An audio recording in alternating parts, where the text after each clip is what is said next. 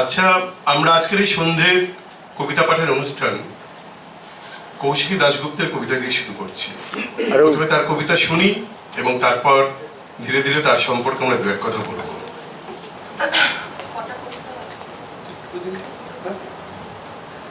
প্রথম কবিতা। ভিসুভিয়াস একটি ছেলের নাম।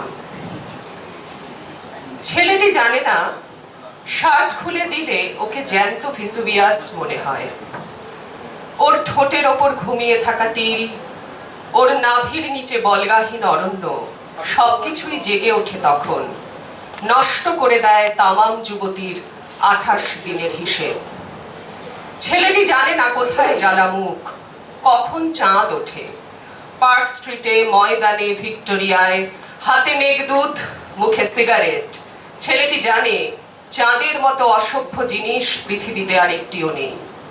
তাই সুরঙ্গের অনেক নিচে গরম তরলের ভিতর যখন খাম্বাজ বেজে ওঠে, মনে হয় দুনিয়ার ব্যস্ততম রাস্তায় দাঁড়িয়ে পড়েছে সারি সারি মার্সিডিজ। এক টানে খুলে ফেলেছে কেউ ম্যাডোনার শেষ অন্তর্বাস।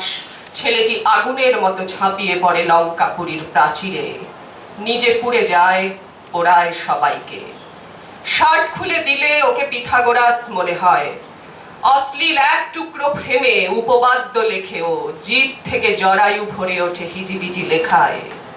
সানাই বাজে শহরের সন্ধ্যা রাতে, কোথাও মধ্যরাত একা। কলেজ সেরে খোকা ঘরে ফেরেনি এখনো।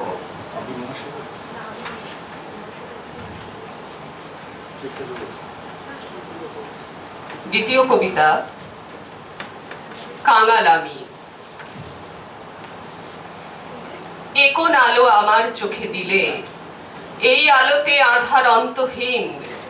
সিন্ধু জলে অন্ধ ঘোড়া ডোবে, দুঃখ মরে বিষাদ কালো দিন। কেউ জানে না, কেউ দেখেনি, আলো দুঃখী খুব। বসিরহাটে, আসানসোলে আলোর অন্ধকূপ। তুমিও চুপ, আমিও চুপ, কিছুই তো নেই বলার। দীর্ঘ থেকে দীর্ঘতর ছায়ার মতো নিকষ অন্ধকার। অন্ধকারে কেউ কি লেখে, অন্ধকারে কেউ কি কবি, কেউ কি পড়ে বই। আমি কাঙাল, করো আমায় আরো কাঙাল। ভালোবাসার কাঙাল আমি, সাম্প্রদায়িক নই। আরেকটি হোক।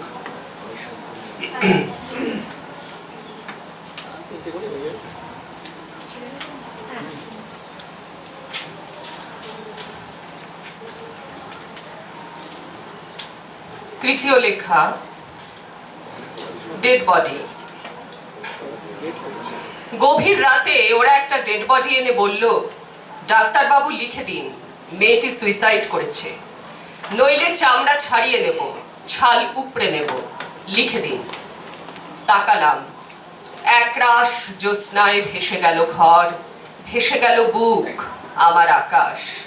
লিখে দিলাম সব, যেভাবে লেখা হয় হাসির গল্প, যেভাবে লেখা হয় প্রেমের গল্প, যেভাবে পেরেক পুঁতি আমরা দেওয়ালে দেওয়ালে তৈরি করি ক্ষত, শুধুমাত্র যিশুকে ঝোলাবো বলে তৈরি করি ইতিহাস। যেভাবে অসমাপ্ত কবিতার সামনে দাঁড়িয়ে বিলাপ করেন কবি, সেভাবেই লিখে দিলাম সব। জানি তো প্রতিটি হত্যাই আসলে সুইসাইড, প্রতিটি সুইসাইড আসলে খুন। নমস্কার। কৌশিকীকে অসংখ্য ধন্যবাদ। তার কবিতার সুর এবং মেজাজ থাকতে থাকতে বসুন আপনি প্লিজ। আমরা জামালদার কবিতায় চলে যাই। আমরা একদম শেষের দিকে নিশ্চয়ই সবাই থাকবো এখানে উপস্থিত, কথা বলবো এক অন্যের কবিতা নিয়ে। আশা করি মানুষ তুমি চিঠি পেয়ে গেছো এবং প্রবুদ্ধ তুমিও চলে এসো, তোমাকে দেখতে পাচ্ছি। কবি প্রবুদ্ধ কুমার কর, প্রবুদ্ধ সুন্দর কর। শান্তনু বন্দ্যোপাধ্যায় আপনিও আসবেন, আপনাকে আমি দেখেছি। আসুন, চলে আসুন।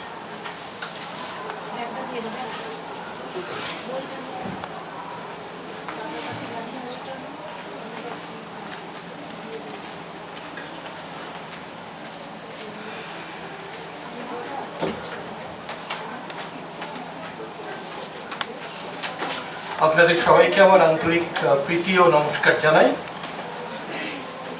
আমার প্রথম কবিতার নাম মৃত্যু ঋণ। যে কোনো পথেই অনন্ত অরূপ ফুটে ওঠে, পান পাত্রে মুখচ্ছবি দেখে আঁতকে ওঠে সরাইখানার ছায়া। এখানে মৃত্যুর নিজস্ব টেবিল নেই, অসমাপ্ত ব্রিজের নিচে চোরাগপ্তা সংঘর্ষের পিছনে যুযুধান দুপক্ষের মাঝে তুষার ঝড়ের পথে আরো কত অসংখ্য অকুস্থলের কাছে আমাদের মৃত্যু ঋণ শোধ করে যাব। 1000 কোটি স্নায়ুকে কোষ দিয়ে গড়া এই মানব মস্তিষ্কেও কার কাজে লাগবে আমার মৃত্যুর পর? বলো ধ্বংস, টানো পূর্ণচ্ছেদ, শুধু এই অপ্রতিরোধ পরিক্রমা দিগন্তের কাছে গিয়ে থামে। অদ্ভুত মুগ্ধতা, ভালো লাগা থেকে গড়ে ওঠা অতিথি নিবাস, এই সৌন্দর্য চেতনা শুধু মানুষের। এসো তাকে তুলে রাখি শিল্পীর চেতনে ক্যানভাসে, তাকে স্থান দাও কবিতার অতীন্দ্রিয় নিউরনে। আমি তার নেশাভার, আমি তার নিঃশব্দ যন্ত্রণা। প্রকৃতির চুরি করা উপচার সাজিয়ে রেখেছি নদী স্রোতে, পাহাড়তলির বুকে, মোহনায়, পাখিদের উড়ে যাওয়া পথে। ভূর্জপত্রে লিখি আরক্ত সন্ধ্যার গাথা, বাতাসে বাতাসে শিহর কথার প্রাণ। নক্ষত্রের আলোপথ ধার করে লিখেছি প্রণয়, প্রণয় শ্রাবণ গান ঝরে পড়ছে বৃষ্টির মতন। কতদিন থেকে পেতে রেখেছি হৃদয়, দেহ, মুগ্ধতা বোধ। এই জন্ম মুছে দেবে সব। দ্বিতীয় লেখাটির নাম সম্পর্ক কথা। স্বপ্নের ভিতরে এক রঙ্গমঞ্চে তোমাকে বসাই, আর আমি 2 হাতে সাজিয়েছি দৃশ্য পর্দার। জাদুময় অট্টালিকা, সবুজ জঙ্গল, অস্মিতাকে ব্যাকড্রপে বয়ে যায় সুরধ্বনি কবিতা আমার। ঠিক নিচে শুয়ে থাকে পৃথিবীর নুড়িও পাথর, কোথাও অস্থির নেই, শুধু জ্বালা অদৃশ্য কাঁটার। কাঁটা নিয়তির মতো, দুঃস্বপ্ন তাড়িত মেটাফর। নাটকে নির্মূল করি, তবু বেঁচে ওঠে রক্তবীজ। বীজ ছিল কবিতায় রোম্যান্টিক চেতনা আকর। তাহলে বাস্তব নও, কল্পনার তুমি, মনোসিস। তুমি নায়িকার, তুমি বিরহ, বাক্যালাপ। স্বনির্মিত, নিজেই গড়েছ এই সুরক্ষা তাবিজ। স্বপ্নে কি বিভ্রম ছিল? নেই কেন হৃদয় উত্তাপ? এখনো সম্পর্ক কথা, প্রেমিকের ট্রাজিক বিলাপ। আমার শেষ লেখা পুরাণ প্রতিমা। কবিতা প্রতিভা হলো ঐশ্বরিক গ্যালাক্সির জাদু। আলোপুঞ্জ ছিটকে আসা শান্ত ধীর মোমবাতি, শূন্য সাদা পাতার উপর রেখে দেয় জ্যোৎস্না রাতি। তার আলো ছায়া মায়া শব্দকে করেছে তীক্ষ্ণ সাধু। যার স্বাদ কবি নয়, পাঠকের মনে দীর্ঘদিন, যেন স্মৃতি, যেন পূর্বজন্ম থেকে উঠে আসা ঘোর। দৃষ্টিপথে আনন্দ পুরাণ, যেন শান্ত স্নিগ্ধ ভোর। পল্লী কবি গেয়েছেন লালনের কাছে তার ঋণ। আসলে ঋণের কথা লোকগাথা ঐতিহ্যবশত। বর চাই আমার দেবীর কাছে, শুধু চাই প্রেম। কাব্য আর প্রেম বন্দি করে একটি মাত্র ফটো ফ্রেম। হৃদয়ের অযুত আলোকবর্ষ যার কাছে নত। প্রতিভা তোমাকে জানি দেবতার পুরাণ প্রতিমা। আমার প্রতিমা সে তো আমারই নির্মাণ, দিয়তিমা। নমস্কার। সৈয়দ কৌশল জামাল সম্পর্কে বিশেষ কিছু বলার নেই। আমার একটা কথা খালি মনে পড়লো জামালদার কবিতাগুলো শুনতে শুনতে।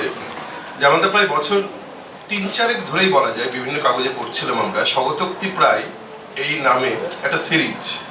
ওদের তার মধ্যে থেকে আমরা শুনলাম আজকে, তার মধ্যে শুনলাম না, কিন্তু এগুলো আরো নতুন লেখা। কিন্তু এই স্বগতোক্তি প্রায় লেখাগুলি অন্য রকম, অন্য ধরনের। যাই হোক, আমরা শান্তনু বন্দ্যোপাধ্যায়ের কবিতা শুনব। কবি শান্তনু বন্দ্যোপাধ্যায়, আসুন।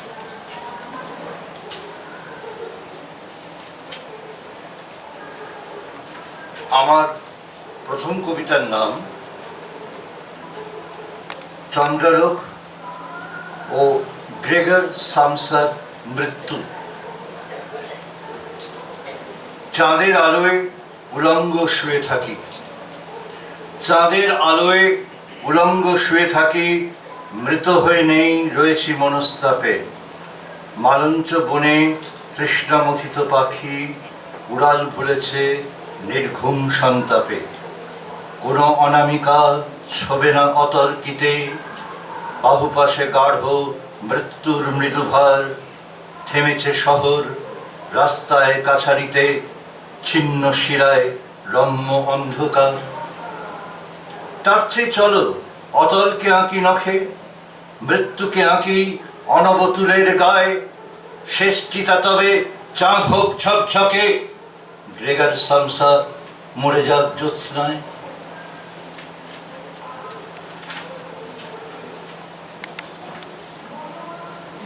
আমার দ্বিতীয় কবিতা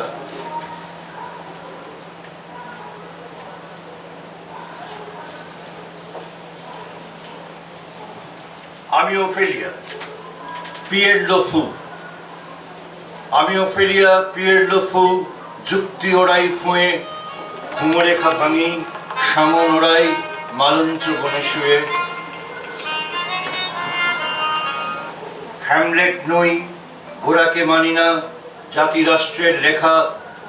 মৃত আধুনিক একোছো কবরে সূর্যাস্তের রেখা। নিতা তো বোঝেনি মেঘে ঢাকা রাতে জ্বর হতো খিসখিসে।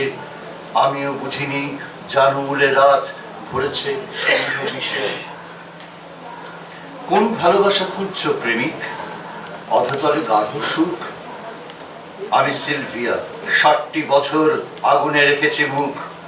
ভুলের লিরিকে আমিও লিখব সোনালি চিতার গাথা। আগুন আভেন থেকে দেখো আমি এখনো তুলিনি মাথা। কোন অতলকে খুঁজছ পুরুষ, রাত জাগানিয়া সুখ? আমি সিলভিয়া, আগুনের থেকে এখনো তুলিনি মুখ। তুমি আধুনিক বিমূঢ় নিজেকে, লিজ থেকে খাও ফের। উতল আলোতে ব্রায়ার পাইপে ধোঁয়া ছেড়ে গেলে ঢের।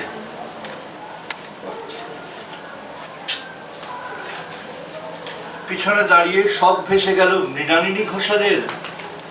অরণ্য নীলে নদীপথ কালো, অন্তজ রক্তের। ব্রায়ার পাইপে সারা জীবনের ধোঁয়া টেনে গেলে ঢের। আমি রহস্য, স্বরবঞ্চিত, ব্যাকরণগত ভুল। মায়ের কবরে ঘ্রাণ হয়ে ভাসি একটি করবী ফুল। আমার শেষ কবিতা যৌনতা ও প্রেম। কবিতাটির নাম যৌনতা ও প্রেম। এই তো সেদিন মালঞ্চ কাঁটা মারিয়ে, এই তো সেদিন মালঞ্চ কাঁটা মারিয়ে, অরণ্য মেয়ে মোমবাতি মরিচিকা সর্বনাশের গোপন সড়ক ছাড়িয়ে হাতে তুলে দিত চন্দ্রমল্লিকা। এ যেন অলিক ডায়োনোসিয়ান পেগানে একদিন হতো অসময়ে সূর্যাস্ত। যৌন বিভোর ফুলেরা নাস্ত বাগানে, কৃষকের ছেলে রানীর কক্ষে আসত। আজ সব কিছু উল্টেছে পোস্টমডার্নে, আজ সব কিছু উল্টেছে পোস্টমডার্নে।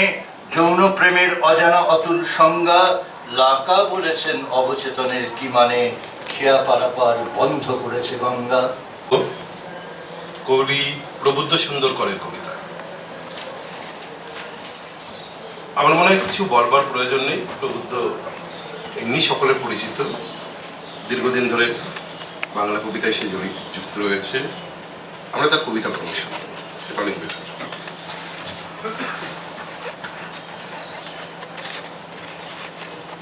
সবাইকে প্রীতি ও শুভেচ্ছা। আমার প্রথম কবিতা ফলক। আসাম আগরতলা রোডে পাহাড়ি রাস্তার বাঁকে পাথরের ফলকের গায়ে একটি লেখা চোখে পড়ে, be gentle at my curves. রোমাঞ্চ জাগে খুব, যেন পথ সর্পিল রমণী। গাড়ি চালকের কানে মুখ এনে চাপা স্বরে অসহায় আরতিটুকু রাখে। আমার শরীরই বাঁকে হে পুরুষ, ভদ্র হয়ে ওঠো।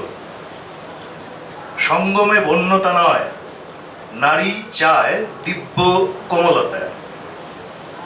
মদ ও মাংস মিশিয়ে হে পুরুষ, হে গাড়ি চালক, রাগ মোচনের আগে ডেকে এনো না শীঘ্র পতন। পাহাড়ি রাস্তার বাঁকে পাথরের ফলকের গায়ে স্মরণযোগ্য পংক্তির মতো ইঙ্গিত বহ এ আরতি কে লিখেছে জানা নেই, শুধু তার কবি প্রতিভাকে ঝিঁঝি ডাকা নির্জনতায় প্রণাম করে যেতে হয়।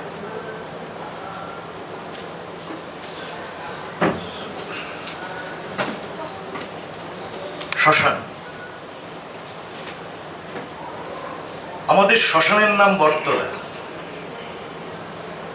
পুরী ও শিলচরের শ্মশানের নাম স্বর্গদ্বার। গুয়াহাটিতে শ্মশান দুটি, ভূতনাথ আর নবগ্রহ। কলকাতায় নিমতলা ও কেওড়াতলা। পৃথিবী নামক গ্রহের একটি মাত্র শ্মশান ভারতবর্ষ।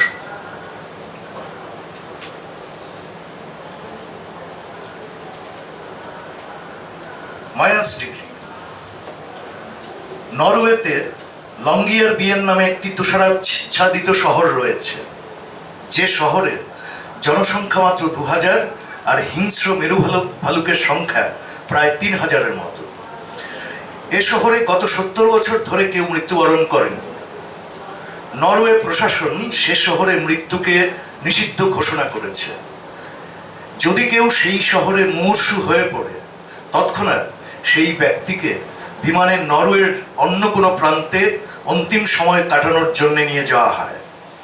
দেখা গেছে 70 বছর আগে পর্যন্ত যেসব মৃতদেহ তুষারাচ্ছাদিত সেই শহরে কবর দেওয়া হয়েছিল, -ডিগ্রি শীতে সেই সব মৃতদেহগুলি মাটিতে মেশেনি, এমনকি পচনও ধরেনি। এভাবে চলতে থাকলে একদিন হয়তো মৃতদেহের স্তূপে পরিণত হবে লংগিয়ারবিয়েন। এই ভেবে মৃত্যুর উপর নিষেধাজ্ঞা জারি করা হয়েছিল। আমার জন্মশহর আগরতলাতেও অনেক অনেক বছর আগে থেকে মানুষের পারস্পরিক সম্পর্ক এতটাই ঠান্ডা হয়ে উঠতে শুরু করেছিল যে শ্মশানের নেশাচ্ছন্ন ডোমেরাও ঘৃণা ভরে জীবনমৃত আমাদের দাহ কাজ প্রত্যাখ্যান করলে মাটিতে কবর দেওয়া ছাড়া আর কোনো উপায়ই ছিল না। আমি স্পষ্ট দেখতে পাচ্ছি আমার শহর মৃতের পাহাড় হয়ে ওঠার আগেই ভীত প্রশাসন মৃত্যুকে নিষিদ্ধ ঘোষণা করেছে। ইচ্ছে থাকলেও জন্ম শহরে আমার মৃত্যুবরণ আইনত দণ্ডনীয়। মুমূর্ষু আমাকে বিমানে উড়িয়ে নিয়ে যাওয়া হচ্ছে ভারতবর্ষের অন্য কোনো প্রান্তে, আর আমি মেরু ভালুকের হিংস্রতা নিয়েও পারস্পরিক শীতল সম্পর্কের উপর ঝাঁপিয়ে পড়তে পারছি না। শেষ কবিতা, আমার অন্তিম ইচ্ছা।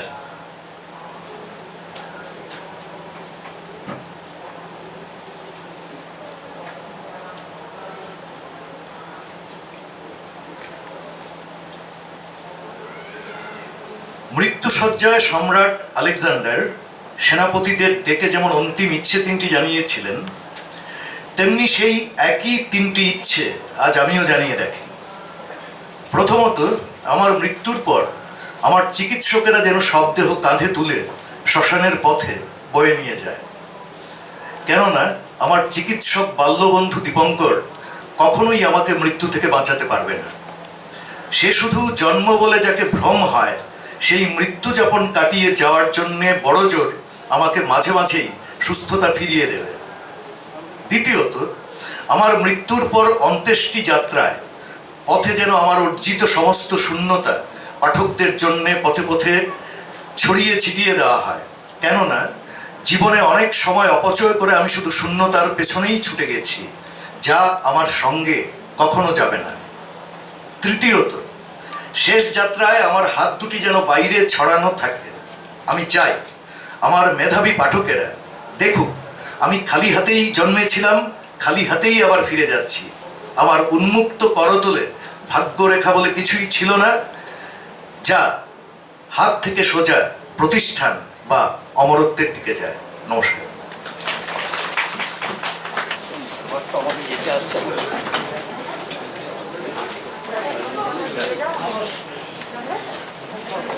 নমস্কার। নমস্কার। শুনি কবি মানস কুমার চিনির কবিতা। মহামারী পৃথিবীতে বৈরাগ্যের সংকলাপ, না না না, সংসারের চাপা মৃদু আলো ছটফট করছে, তার ছায়া পড়েছে জানালায়। সেই পূর্বাপর দৃষ্টে আজ সারা আকাশ জুড়ে কে যেন নাচছে। ঢেউ আসছে, এই নাও তোমার সমাধিভূমির মাটি। ঢেউ আসছে, এই নাও নদীকে মানচিত্র থেকে মুছে দিলেও চোখ থেকে গড়িয়ে পড়ছে জল। ঢেউ আসছে, এই নাও একটি ছায়া মন্ত্র নিয়ে বসে আছে জোয়ারের মুহূর্তে। সন্ধ্যা হলে ফিরে যাবে, কেউ জেগে আছে, তার বুকের শব্দে এসরাজ বাজছে। দ্বিতীয় কবিতা ঢেউ। একটি রাত্রি পেরেক দিয়ে ঠুকে দেখা হচ্ছে তার কারুকার্যময় ইশারা। তুমি কি জীবন খুঁজছো? দেখো এবার ব্রহ্মাণ্ডের অলিগলি, যে পথে মানুষ যায় সে পথেই অন্ধকার নেমে আসে। দেখো নদীর দুকুল থেকে আলো ফুটছে, কারণ জন্মেরও ইতিহাস আছে। শেষ কবিতা ক্রান্তিকাল। যুদ্ধ করছি জীবন নিয়ে, অস্ত্র হাতে ছিল না। যুদ্ধ করছি জীবন নিয়ে, বিচিত্র গ্রানে রান্নাঘর খুলে যাচ্ছে। সাদা পাতায় মেলে দিচ্ছি সূর্যাস্তের আলো। ডুবে গেছে চাঁদ, গাছে বাসা বাঁধছে চড়ুই পাখি। আমাকে একটি জীবন দাও, মৃত্যুর পরেও যেন বটবৃক্ষ তৈরি করতে পারি। যুদ্ধ করছি জীবন নিয়ে, হাতে কোনো অস্ত্র নেই। জীবন থেকে ঝরে পড়ছে এক একটি পালক, যেন ক্রান্তিকালের পতঙ্গ হয়ে। ধন্যবাদ। মানস কুমার চিনিকে অসংখ্য ধন্যবাদ তার কবিতাগুলো আমাদের কাছে পরিবেশন করবার জন্য। আমাদের খুব ভালো লেগেছে। এবার আমরা শুনবো কবি কুমারেশ চক্রবর্তীর কবিতা। আচ্ছা, রেহান কৌশিক কে এসছেন? কবি রেহান কৌশিক না, ঠিক আছে, শুনি কুমারেশ চক্রবর্তীর কবিতা।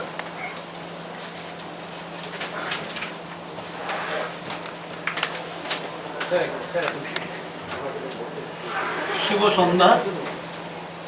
প্রত্যেককে নমস্কার জানিয়ে আমি আমার 3টি কবিতা পড়ব। রণক্ষেত্রে। রণক্ষেত্রে বসে আছি একা। যারা সঙ্গে এসেছিল তারা যুদ্ধ করেনি, যারা ছিল বিরোধী পক্ষের এবং তারাও। অথচ দুপক্ষ দুটো আলাদা ঘোষণায় বলে দিল জয়। কার জয়? কিসের জয়? প্রশ্ন তুলতেই স্পিকারের দেওয়া পার্টিতে সরকার ও বিরোধী মিলেমিশে খারিজ করে দিল আমার নাগরিকত্ব। আর এ বিষয়ে কোনো টিআরপি হবে না জেনেই হয়তোবা দেশের সবকটা নামকরা মিডিয়া তাদের পক্ষ ও প্রতিপক্ষদের নিয়ে ঢুকে পড়ল অন্য আলোচনায়। হাস্যকর ধর্মযুদ্ধ, জয় পরাজয় নাকি নির্ধারিতই ছিল, তাই নিরপেক্ষ ভগবানের পক্ষপাতিতা নিয়ে আজও কোনো তর্ক ওঠে না।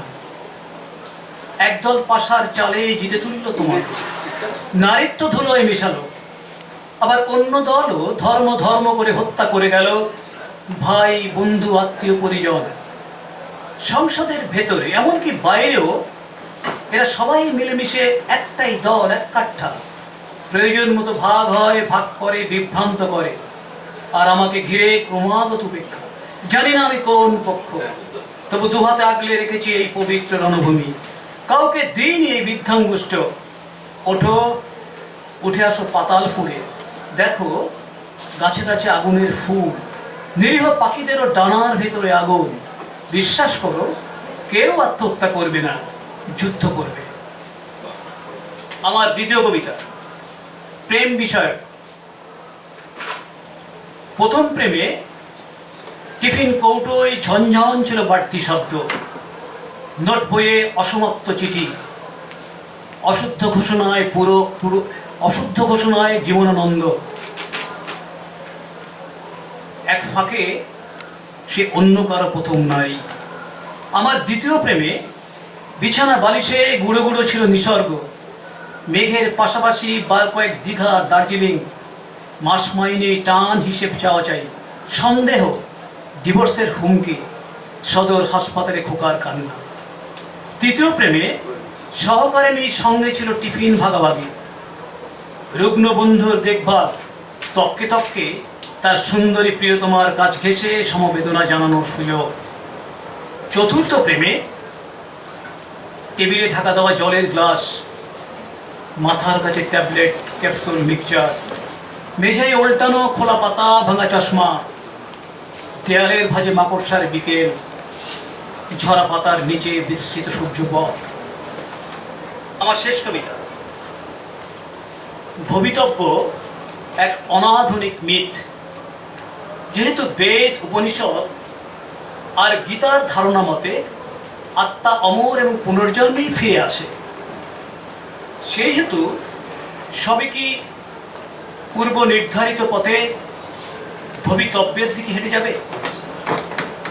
পুরনো বিশ্বাসে ভরা এত গোলযোগ বোধের ভেতরে পরিকল্পিত ভিড় জাগিয়ে তুললেও চক্রবুহে বালক অভিমন্যুর হত্যাকাণ্ড কোনো ভবিতব্য নয়, পরিকল্পিত অন্যায় বলেই মনে করি। নিকুম্ভিলা যজ্ঞাগারে সশস্ত্র রামানুজ লক্ষণের ছোড়া তীরে নিরস্ত্র মেঘনাদের মৃত্যুও বিধিসম্মত মানি না। আর সে কারণেই সারা দিনের খাটুনি শেষে ঘুমের ভেতরে যখন কোনো মাছি এসে আমার স্বপ্নকে ছুঁয়ে দেয়, সংক্রামিত করে, আমি তাকে তাড়াতেই ব্যস্ত হয়ে পড়ি। স্বজন হারানো দুঃখ, ফসল খোয়ানো কষ্ট, চাকরির বয়স পেরোনো যন্ত্রণা, কোনো হতাশগ্রস্ত কবির মতো ফেরত পাণ্ডুলিপির ভাজে গুজে রেখে কোনো পুনর্জন্মেই ভাগ্য বদলাবার কথা ভাবি না। বুক চিতিয়ে এই জন্মেই ভয়ানক রাত্রির কষাঘাত সহ্য করেও শিউলির জন্মানোর অধিকার রক্তের অক্ষরেই সুনিশ্চিত করে দিতে চাই।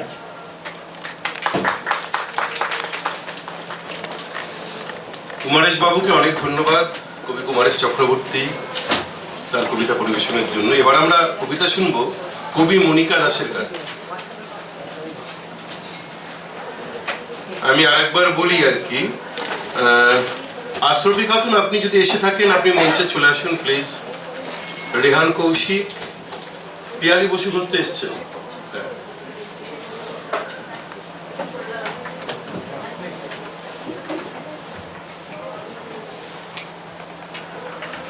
শুভ সন্ধ্যা। উপস্থিত সকলকে আমি যথাযোগ্য সম্ভাষণ জানিয়ে আমার কবিতা পাঠ শুরু করছি। আমার প্রথম কবিতা নাগরিক মুখোশ। সভ্য নাগরিক মুখোশ খুলে এসো, খুঁত থাকলেও চলবে, তবুও তো জানবো প্রকৃত তোমাকে। তোমার জাদুদণ্ডে ফিরিয়ে আনো পুরনো যাপন, যদি হয় হোক গুহাবাস। তবুও ভালোবাসবো খাদহীন সত্যকে। ভ্রান্তিবিলাস চাই না, চাই না মিথ্যে সুখের স্বপ্ন যাপনের চিত্রকল্পে ভাসতে। তুমি কি পারবে মেকি মেঘের ফাঁকির আস্তরণকে ছিন্ন ভিন্ন করে সত্য সূর্যের আলো জ্বালতে? তাইলে চলো চেতনাকে ছড়িয়ে দিই দিকে দিকে, সমস্ত অভব্য অশালীন নীতিহীন অমানবিকতার বিরুদ্ধে। আমার দ্বিতীয় কবিতা সৃষ্টি ছাড়া।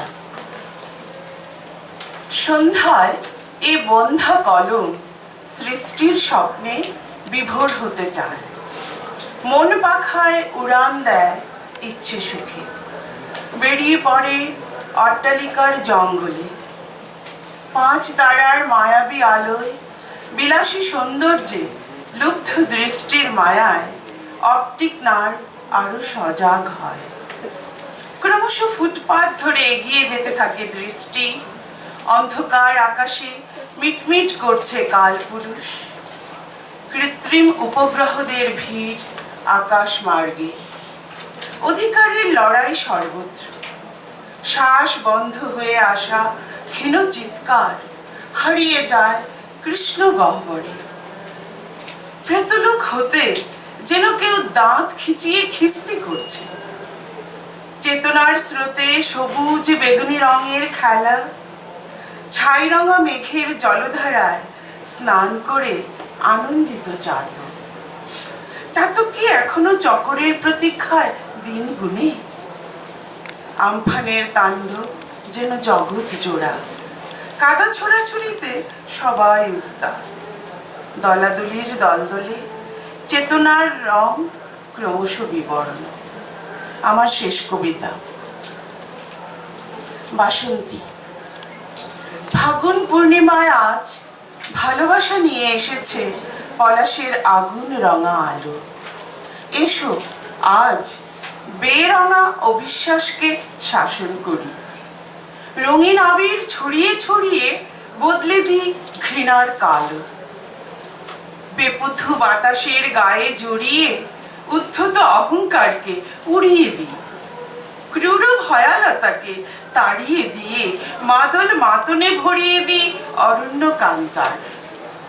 আজ ঝর্ণাতলায় হবে প্রিয় সমাগম, হিংস্রতার ভাবনাকে মুছে দিয়ে হাওড়া, ফেনী, দেও, গোমতীতে আসুক প্রেমের জোয়ার। প্রীতি ও শুভেচ্ছা বাণীর ইস্তেহার দিকে দিকে ছড়িয়ে দিক আম্রমুকুলেরা। নমস্কার, সকলকে পুনরায় শুভেচ্ছা জানাই। আপনারা ভালো থাকবেন। আপনাকেও অনেক ধন্যবাদ। আমরা এতক্ষণ শুনছিলাম কবি মনিকা দাসের কবিতা। এবারে আমরা শুনব কবি রাজকুমার আচার্যের কবিতা। এসছেন তো রাজকুমার আচার্য?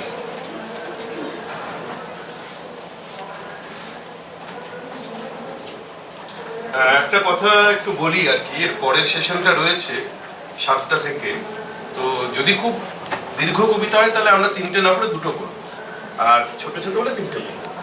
এটা বলতেই হলো আমাকে, আমি নিজে 10 মিনিট দেরিতে এসেছি, আমি মার্জনা করবেন না, ঠিক আছে? নমস্কার। স্নানে নামি জলের ভেতর, বিদ্যুতের তারের উপর বসেছে মাছরাঙা, ছায়া ডুবে আছে হেমন্তের জলে। আমি ছুঁয়ে দিই জল স্নানের আগে, মৃদু হিম স্পর্শে জল কেঁপে কেঁপে যায়। ছায়ায় সমান্তরাল দুটি তার আঁকে দীর্ঘ বাঁকা পথ, প্রতিটি জীবনীর মতো। মাছরাঙা লাফায় পথের বাঁকে বাঁকে, আমি ছায়া ছুঁয়ে বসে থাকি স্থির হয়ে। ছায়ার কম্পন থামে, পথ সোজা হয়। স্থির মাছরাঙা, খোঁজের গভীরে তার চোখ। সোজা পথে স্নানে নামি জলের ভেতর। পরের কবিতা শব্দ ভরা খাতা। সর্ষে ক্ষেতের পাশে সরু রাস্তায় বসেছে ফেরিওয়ালা, তার পেছনে কুয়াশা ভরা পুকুর। পাড়ে ফোটা গাঁদার হলুদ রং চুইয়ে পড়া রোদে মিশে যায়। ফেরিওয়ালা ওজন করছে লক্ষ শব্দ লেখা বাতিল স্কুলের খাতা। মায়ের সঙ্গে কিশোরী এক জরিপ করছে ওজনের বাটখারায়, বাতিল খাতার ভিতর ঢুকে পড়ছে শীত। বন্ধুদের সঙ্গে খুনসুটি করতে করতে লেখা, দিদিমণির বকুনি খেতে খেতে লেখা, তরুণ মাস্টার মশাইয়ের প্রেমাতুর হাতে লেখা বীজগণিতের সূত্র, একটি বছরের সমস্ত শিক্ষা তাপ আশ্চর্য ঝোলার ভেতর ঢুকে যেতে সামান্য কয়েকটা নোট ও কিছু খুচরোর আকাল নিয়ে নিবেদিতা কন্যা বিদ্যামন্দিরের নবম শ্রেণীর অংশ ঢুকে পড়ল খড়ের ছাউনি দেওয়া ঘরে। তার নরম শরীরের ফর্সা দুটি পা শেষ বাড়ির মতো ভেসে উঠল এক তরুণ পথক ভ্রমণকারীর চোখে। দিগন্তের ছিন্ন মেঘে বিকেলের বলাকাটি হারাল। আরেকটি কবিতা, কবিতার কথা। এইসব দুঃখ কথা কোথায় লিখব বলো, যেসব দুঃখ কথা অবিচার হয়ে জমছে প্রতিদিন। প্রতিদিন বুকের ভেতর জমে শ্মশান শোক, বুকে শ্মশান শোক এলে তাকে আগুন দিতেই হয়। তাই জীবন্ত বুকের চিতা জলে সস্তা তামাকের আগুনে। এ চিতা জ্বলতে থাকে, নেভাবার জল নেই কোথাও। প্রকৃত কবিরা আশ্চর্য দুঃখী মানুষ। পৃথিবীর সব অমর কবিতা শোকের আগুনে লেখা, আরো কত অমর কবিতা অলেখা থেকে যায়। অলেখা কবিতার কবিরা অফুরান কবিতা বুকে নিয়ে জীবন ফুরিয়ে এলে পৃথিবীর কোনো এক ক্ষুদ্রতম ধূলিকণায় মিশে যায়। সেই সব দুঃখ কথা কোথাও লেখা থাকে না বলে মৃত্যুর পর তারা কবি নয় পৃথিবীর কোনো স্থানে। নমস্কার। অনেক ধন্যবাদ আপনাকে কবি রাজকুমার আচার্য। এবারে আমরা শুনব কবি পিয়ালি বসু ঘোষ। কবিতা পড়বেন কবি পিয়ালি বসু ঘোষ। আমি আরেকবার দু একটা নাম যারা এখন এসে পৌঁছননি, রেহান কৌশিক, বিশ্বজিৎ মাইতি আর আশরফি খাতুন। এই রাহুল প্রকাশ তো মনে হয় আসবেন না শেষ পর্যন্ত। আমি দুটি কবিতা পড়ব, সময় খুব বেশি নেই। আমার প্রথম কবিতাটির নাম কুহক। আমাদের ক্লাসের ডালিয়া নামের গাইয়া মেয়েটা সমুদ্রের বুকের কোনো দ্বীপই চিনত না বলে আমরা খুব হাসতাম। বিকেলের দিকে ব্যর্থ ডাকঘরের অনেকটা উপরে চিলের ওড়াউড়ি দেখত বলে আমরা ওর গায়ে ঢলে পড়তাম হেসে। বিমূঢ় অসুখ কিংবা অপ্রকৃতস্থ কোনো ডাইনি ভর করেছিল কিনা সেই বয়সের কাঁচা গন্ধে বিভোর সহপাঠীরা কোনোদিন জানতে চায়নি। কোন কুহক তরঙ্গ ডালিয়াকে একদিন সর্পিল ট্রেন লাইনের বুকে শুইয়ে রাখলো, সেই সুদূর অস্পষ্টতা থেকে আমরা আমাদের সরিয়ে নিলাম দ্রুত। শরীরে নদী খেলে গেল পাঁজরে দ্বারের শব্দ। তখন আমাদের প্রবল জেদ, অধীর আবেগ স্বপ্নপ্রবণ পুরুষ দেখলে ভেঙে যেতে চায়। খুব ধীরে ডালিয়া মুছে গেল আমাদের ফিসফিস থেকে। ভূগোলের দিদিমণি মাঝে মাঝে বলতো, মেয়েটা যে এমন হবে আমি জানতাম। অমন চিরপিপাসু দৃষ্টি, ভয়াবহ বিষণ্ণতা নিয়ে কেউ ভূগোল পড়বে কি করে? অন্ধকারের ভিতর এখন মাঝে মাঝে আলোর মতো আসে ডালিয়া। মেঘের নাগরদোলায় দুলে খুব হাসতে হাসতে আমাদের অমসৃণ ছাদে দু চার পা চক্কর কাটলেও ওর হাসি থামে না। দূরের গৃহস্থ বাড়িতে শঙ্খ লাগা শরীর অর্ধেক ভাগাভাগি করে জ্যোৎস্না। আমার আত্মমগ্নতা ভেঙে দিয়ে ডালিয়া আমাকে সমুদ্রের সেই সব নিজস্ব দ্বীপ দেখাতে নিয়ে যেতে চায়, যে দ্বীপের নাম শোনেনি বলে আমরা একদিন ভৌগোলিক হাসি হেসেছিলাম। আমার দ্বিতীয় কবিতা বর্ণমালা। চাঁদ দেখলেই চন্দ্রবিন্দু মনে পড়ে, ব্যাস এইটুকুই। বৃষ্টি ভাসিয়ে না নিলে যেসব দুঃখ থেকে যেতেই পারত, সেসব দুঃখেরা জামরুল পাতার মতো ভুলো।